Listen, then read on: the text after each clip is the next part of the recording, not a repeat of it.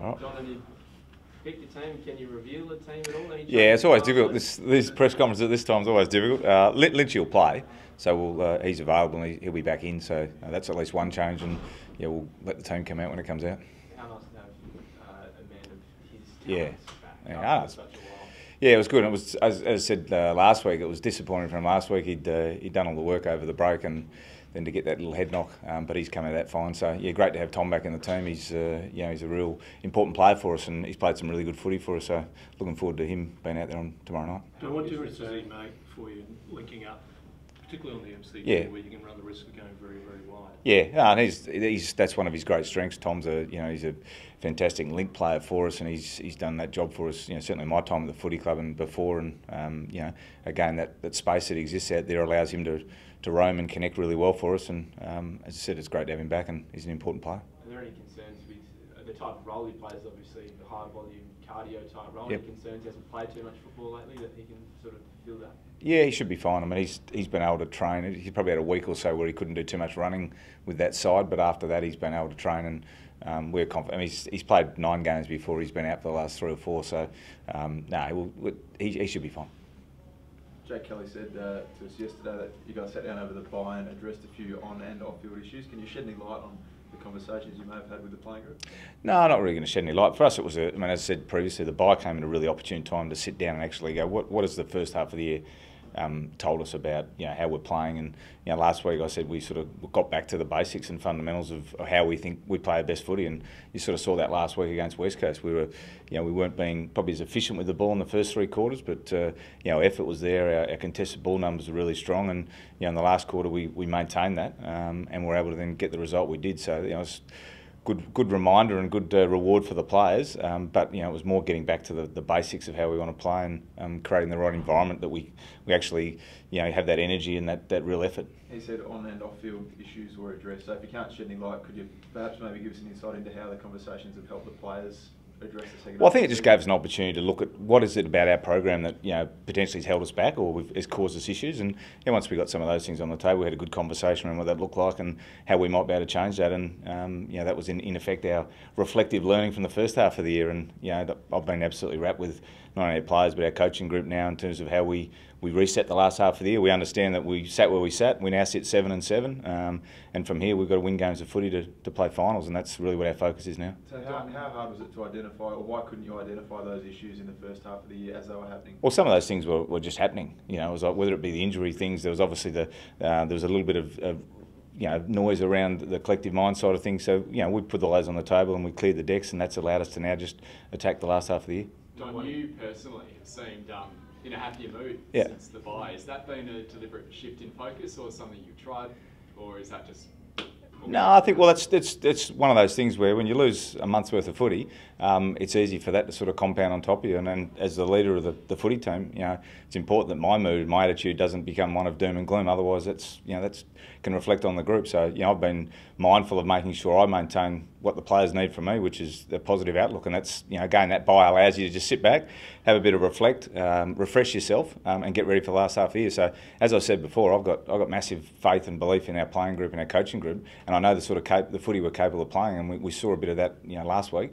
But we've got to keep delivering that. Is that something that the staff as a whole have talked about in the bye, or? Oh, we spoke about obviously the environment. We have a role to play in the environment. When people come inside the 4 walls, we want them to come in, with a really positive mindset, a real view about making this an enjoyable place to come. And when you're not winning games of footy, that sometimes gets lost a bit. But for me, it's all about the people, and I've said that since I arrived. And we're high quality people. We've got to back them in, and that's what we're doing. It was a bit of a two-part question. What have you got to do with the MCG considering your form there? What have you got to do with Richmond on the MCG? Yeah, well, they're two different questions. The MCG's in itself, we've actually played reasonably well there. Obviously, we were poor a few weeks back against Hawthorn, but I think our past record there has been pretty good.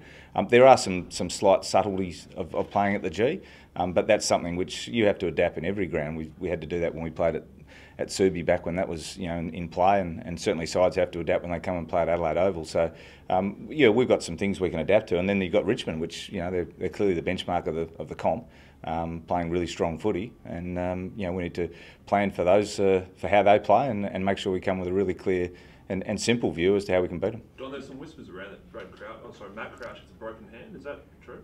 He's got a little bit of a knock in his hand, yeah. So he's got a little crack in there, but that's going to be fine. Yeah. So still he's able to play though. Yeah, he'll be fine. It's only a minor little fracture, yeah. How do you do that? Just in the game last week. Yep. How's it affect him? It's not really affecting him. I spoke to him this morning, and he's fine. He's trained all week, and he's going to be a little bit sore, but he's not concerned at all.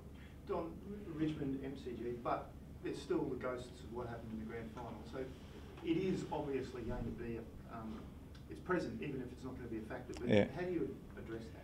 Well, we don't really need to speak about it. I think we've sort of gone through the review of the grand final, and for the reality is, I don't know. I haven't done the numbers as to how many guys didn't play in the grand final, but I'd suggest it's probably could be 6 to 8, as many as that, to be honest, maybe even more. So for a lot of guys, it's almost irrelevant. You know, the guys who've played in it, that's something which, and having played in losing grand finals, that sort of sits with you. But this is different. This is a different game. This is round 16 the following year, and we're playing a side that's in good form, and we need to play the way we know we're capable of playing, not necessarily look backwards and worry about what might have happened last September. Richmond's essentially the same in terms of how they're playing. Yep. You've made some adjustments. Yeah. So what sort of adjustments? Well, we made some adjustments in the round 2 game as well, and that game. If we go back to what we know creates winning for us as a footy team, is it starts with the contest. And on that particular day or that night against Richmond, first time we played them, we were really strong in the contest, and that allowed us to get the game played in a certain way. So that becomes a massive focus for us again tomorrow night. I think that's a driver for every team, and especially against a side like Richmond, which play with a high pressure, high intensity sort of focus around the ball. We've got to win our share. So is it just personnel, or are there other issues that stop you being the team you were last year in terms of your scoring, being really high scoring and quick scoring as well? Well, it's a little bit of personnel, a little bit of how the game's now being defended as well, which is slightly different. I think that's the other thing we're looking at as an industry. We're saying, well, the scoring is down, and as a side that's been high scoring in the past, we haven't been able to maintain or get back to those levels. Not through lack of desire, to be honest. It's more just through a little bit of personnel, a little bit of method, and a little bit of change of how people are defending. How important does the start become, given the Richmond crowd over there at the MCG? Yeah, it's going to. I mean, start's important every game. That's the reality. But yeah, you're right. It's especially away, to get a good start and play well early. So that's going to be a good focus for us tomorrow night. The grand final, is it even mentioned this week? No, hasn't been discussed. And the South Australian under-18 boys were pretty successful in the championships. Yep, that's good to see. Does that change your approach to this strategy at all, seeing that there's obviously some very talented blokes here in the state? Yeah, look, not really. I mean, obviously it's a good position to be in when we know there's some high-end talent, coming out of the SA under-18s. And again, from a list management viewpoint, I'll let Justin Reid and Hamish Ogilvie and our recruiting guys really deal with that. But it places us in a good spot, depending where those guys go. And I haven't followed enough detail to know where they're likely to. Projected to be selected, but we've got our first round pick, we've got Melbourne's first round pick, and we've got Carlton's second round pick. So that sets us up with a reasonable array of picks to do something in that space. So I'd say it's a good outcome that we've got local talent, which is sitting here on our doorstep. Sort of labouring into the bye.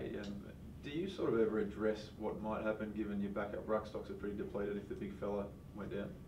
In terms of options, yeah. Well, obviously we've got Riley O'Brien now, who's going to be out for the rest of the year with his shoulder, and that's clearly discussed.